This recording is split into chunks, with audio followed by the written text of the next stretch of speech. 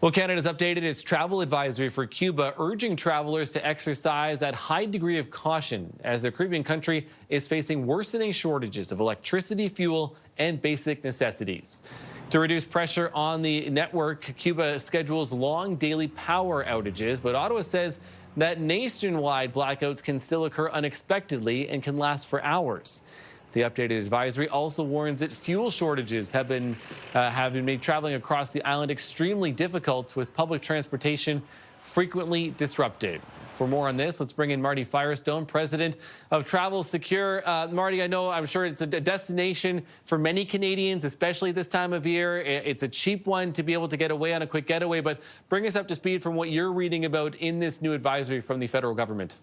Yeah, I mean, this is what's called the level 2, so it's one short of level 3, which is avoid all non-essential travel. My background, insurance related, it comes in huge now because the bottom line is, I can't imagine anybody who would book a trip at this moment to Cuba and not back it up with cancellation and interruption. That is a must. And it's only going to be a limited time that's even going to be available, because once it becomes a known cause, which kind of is right now, but it appears the insurance companies haven't drawn the line yet, you won't even be able to buy it and cancel because of a problem.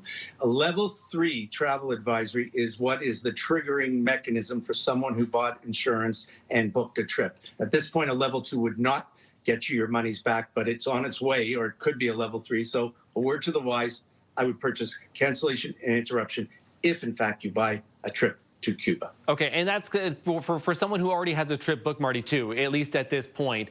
They should either have it and have purchased that insurance, or they should do it now ASAP if they're still planning to go on this trip. Immediately, and not only immediately, but check with the insurer that they're calling or the broker, whoever they're speaking to.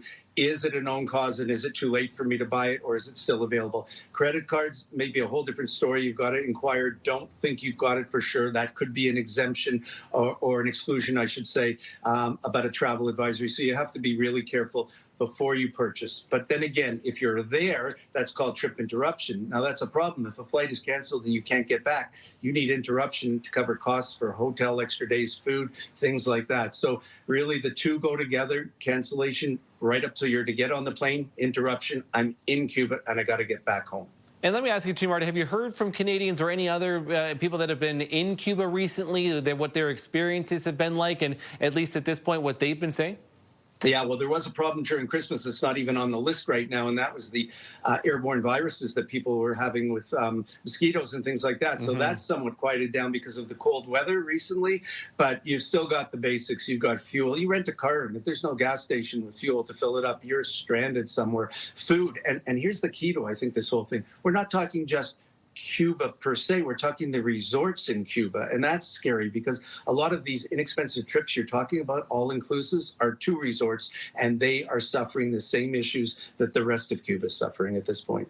Okay, Marty Firestone, president of Travel Securing. Thanks so much for this today, Marty. Appreciate your time. Thank you for having me.